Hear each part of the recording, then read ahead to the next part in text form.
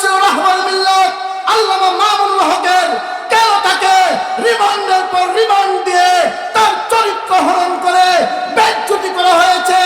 যে মানব রচিত বিচারালয়, যে মানব রচিত সংবিধান আলেমদেরকে নির্যাতন করে, নিরপরাধ মানুষকে হত্যা করে, খুন করে, ওই সংবিধান আমরা মানি না কথা বলেন ঠিক না? আমরা চাই আল কোরআনের শাসন কায়েম করতে।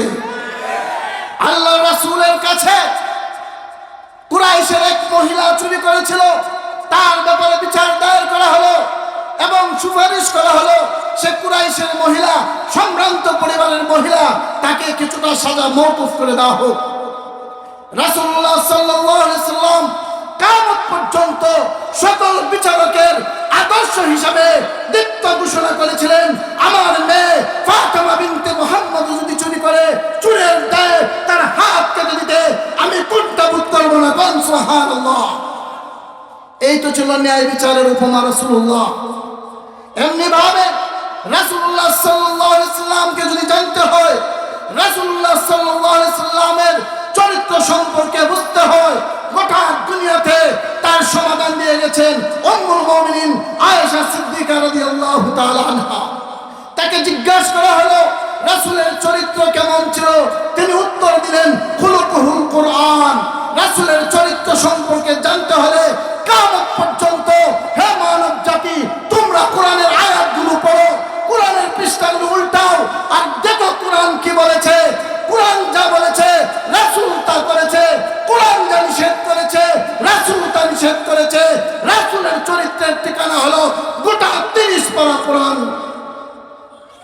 সুতরাং যেই নবী বিশ্ব মানবতার মুক্তির কনস্টিটিউশন সংবিধান নিয়ে আল্লাহর পক্ষ থেকে এসেছে, সেই সংবিধানের আলোকেই বাংলাদেশ চলবে, মুসলিম ভূখণ্ড চলবে, তাহলে মুক্তি হবে, তাহলে ন্যায় বিচার প্রতিষ্ঠা হবে, তাহলে মানুষের মধ্যে সকল বিভেদ দূর হবে, মানুষের মধ্যে ঐক্য আর প্রশান্তি তৈরি হবে। আলহামদুলিল্লাহ ওয়াহদা والصلاة والسلام على من لا نبي بعده قال الله تعالى لقد كان لكم في رسول الله أسوة حسنة। ঐতিহ্যবাহী কোনাবাড়ী উলামা পরিষদের 2 দিন ব্যাপী আন্তর্জাতিক ইসলামী মহাসম্মেলনের আজকের শেষ দিন।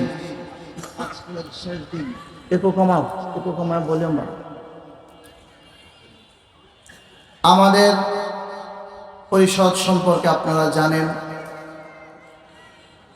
ঐতিহ্যবাহী সংগঠন, মানুষের সুখে দুঃখে ইসলামের প্রয়োজনে যে কোনো সময় এই এলাকার সকল ইমাম, সকল উলামায়ে কেরাম ঐক্যবদ্ধভাবে ঝাঁপিয়ে পড়ে কথা বলেন ঠিক কিনা? মাদ্রাসার মাহফিলগুলোতে আমরা মন খুলে কথা বলতে পারি না, নানা ধরনের সীমাবদ্ধতা থাকে, কিন্তু যখন পরিষদের মাহফিল হবে সমস্ত স্পর্শকাতর বিষয় নিয়ে দিল খোলা উলামায়ে কেরাম আলোচনা করবে, কথা বলেন ঠিক কিনা? এখানে থাকবে রাজনীতি, এখানে থাকবে অর্থনীতি, এখানে থাকবে আকীদা বিশ্বাস, এখানে থাকবে মানুষের আত্মশুদ্ধি, এখানে থাকবে মানুষের জীবনের পরতে পরতে ইসলাম যে সলিউশন দিয়েছে, সমাধান দিয়েছে, এই বিষয়গুলো নিয়ে দীপ্তকণ্ঠের মুক্ত আলোচনা, কথা বলেন ঠিক কিনা?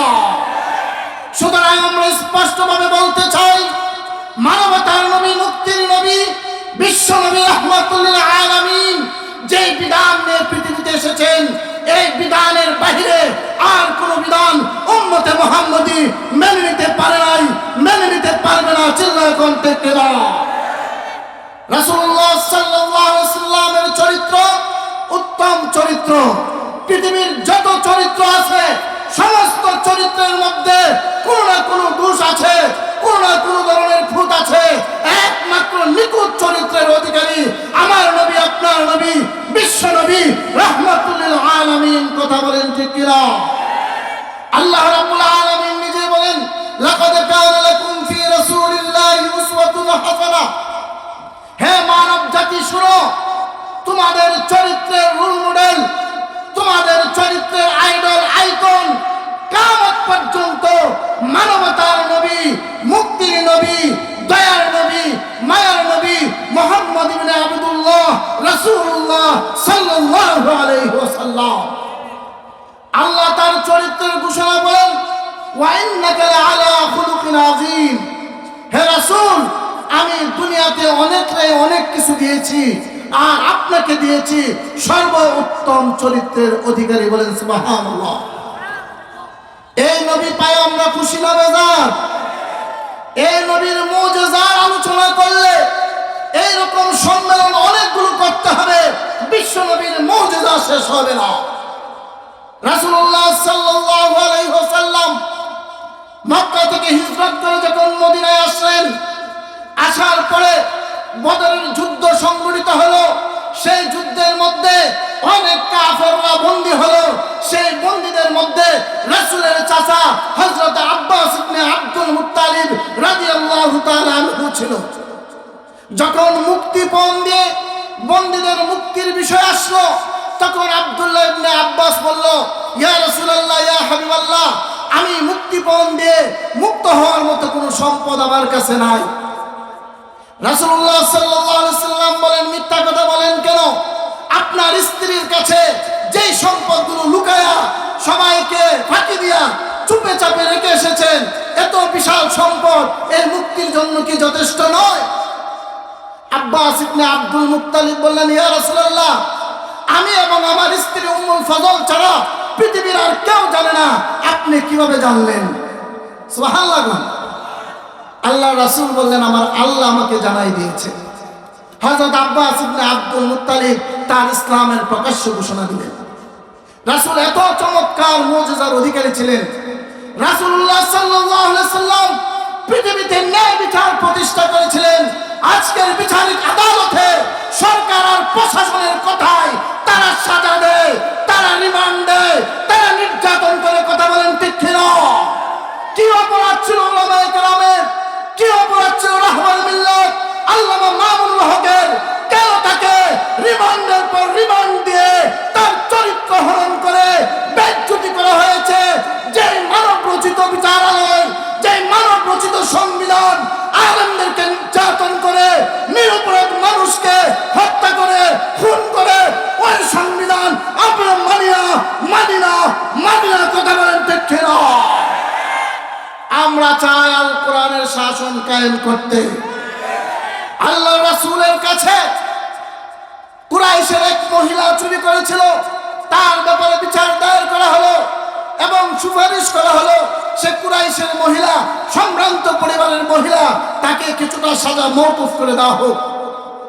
রাসূলুল্লাহ সাল্লাল্লাহু আলাইহি ওয়াসাল্লাম কিয়ামত পর্যন্ত সকল বিচারকের আদর্শ হিসাবে দীপ্ত ঘোষণা করেছিলেন, আমার মেয়ে ফাতেমা বিনতে মুহাম্মদ যদি চুরি করে, চুরের দায়ে তার হাত কেটে দিতে আমি কুণ্ঠাবোধ করব না।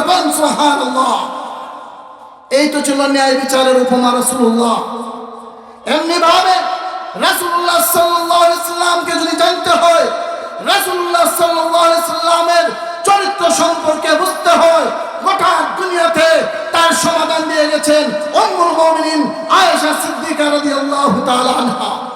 তাকে জিজ্ঞাসা করা হলো, রাসূলের চরিত্র কেমন ছিল? তিনি উত্তর দিলেন, খুলুকুহুল কুরআন। রাসূলের চরিত্র সম্পর্কে জানতে হলে কিয়ামত পর্যন্ত হে মানব জাতি, তোমরা কোরআনের আয়াতগুলো পড়ো, কোরআনের পৃষ্ঠাগুলো উল্টাও, আর দেখো কোরআন কি বলেছে। কোরআন যা বলেছে রাসূল তা করেছে, কোরআন যা নিষেধ করেছে রাসূল তা নিষেধ করেছে।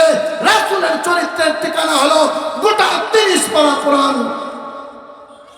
সুতরাং যেই নবী বিশ্ব মানবতার মুক্তির কনস্টিটিউশন সংবিধান নিয়ে আল্লাহর পক্ষ থেকে এসেছে, সেই সংবিধানের আলোকেই বাংলাদেশ চলবে, মুসলিম ভূখণ্ড চলবে। তাহলে মুক্তি হবে, তাহলে ন্যায় বিচার প্রতিষ্ঠা হবে, তাহলে মানুষের মধ্যে সকল বিভেদ দূর হবে, মানুষের মধ্যে ঐক্য আর প্রশান্তি তৈরি হবে। এই জন্য আমাদের বার্তা পরিষ্কার, আমরা দুনিয়ার সব মানব, কোরআনের বিরুদ্ধে হলে আমরা মানব না। আমাদের বার্তা পরিষ্কার, দুনিয়ার সবাইকে সম্মান করব, রাসূলকে যারা অসম্মান করে আল্লাহর কসম তাদেরকে সম্মান করতে পারবো না। আমার বাবা মাকে গালি দিবেন, ধৈর্য ধরবো, বিষয় নিয়ে কথা বলবেন, ধৈর্য ধরবো, কিন্তু রাসূলের জীবন নিয়ে কটূক্তি করবেন, তাদের কোনো ক্ষমা নাই, তাদের কোনো ক্ষমা নাই। চিল্লায় কোন ঠিক কিনা? আমাদের বার্তা পরিষ্কার, রাসূলের সাথে যারা অপমানমূলক আচরণ করবে, কথায় লেখায় যে কোনো অবস্থায়, মান সাব্বা নবিয়ান ফাকতুলু, মান সাব্বা নবিয়ান ফাকতুলু, যারা নবীকে গালি দিবে তাদেরকে যেখানে পাওয়া যাবে সেখানে হত্যা করে নবীর প্রেম প্রকাশ করতে হবে। চিল্লায় কোন ঠিক কিনা? আর মান সাব্বা আসহাবুন নবী, যারা নবীর সাহাবীরা গালি দিবে, ফাদরিবু, তাদেরকে ব্যর্থঘাত করতে হবে, তাপাইতে হবে। কথা বলেন ঠিক কিনা? নবীর দুশমনের যেমন রক্ষা নাই, সাহাবা বিদ্বেষীদের রক্ষা নাই। আমাদের বার্তা পরিষ্কার, দুনিয়ার সবচেয়ে উত্তম মানুষ হলো রাসূল। এই জন্য রাসূলের আদর্শ যারা মানবে, আল মুসলিমু আখুল মুসলিম, তারা হবে আমাদের ভাই। আর রাসূলের আদর্শের সাথে যারা বেয়াদবি করবে, বিদ্রোহ করবে, বিদ্বেষ পোষণ করবে, আমরা তাদের সাথে কোনো বন্ধুত্ব গড়ে তুলতে চাই না। এই জন্য গোটা পৃথিবীতে আমার পর্যবেক্ষণ করে আমি যা দেখলাম, ইউরোপের কয়েকটা রাষ্ট্র আর আমাদের উপমহাদেশের মধ্যে একমাত্র ভারত কিছুদিন পর পর নবীর চরিত্র নিয়ে কিছু কুলাঙ্গার কটূক্তি করে। কথা বলেন ঠিক কিনা? আমরা ভারতকে স্পষ্টভাবে বলতে চাই, বন্ধু দেশ, প্রতিবেশী দেশ, প্রতিবেশী হিসাবে, বন্ধু হিসাবে থাকবেন। আপনারা যদি বাংলাদেশ দখলের স্বপ্ন দেখেন, আপনারা যদি অখণ্ড ভারতের স্বপ্ন দেখেন, আমরা দিল্লির সালতানাত, লালকিল্লা, তাজমহল আবার দখল করে আবার মুসলিম সালতানাত কায়েম করার স্বপ্ন দেখি। এই জন্য সাবধান, মুসলমানদের অধিকার নিয়ে কোনো কথা বলবেন না। আল্লাহ তাআলা আমাদেরকে বোঝার তৌফিক দান করুন। ওয়া আখির দাওয়ানা আনিল হামদুলিল্লাহি রাব্বিল আলামিন। বড় অনুষ্ঠান, বড় মাহফিল, মুরব্বীরা আসতেছে, এই জন্য বরকতের আশায় আমরা কিছু কথা বললাম। আমাদের জন্য, পরিষদের জন্য দোয়া করবেন।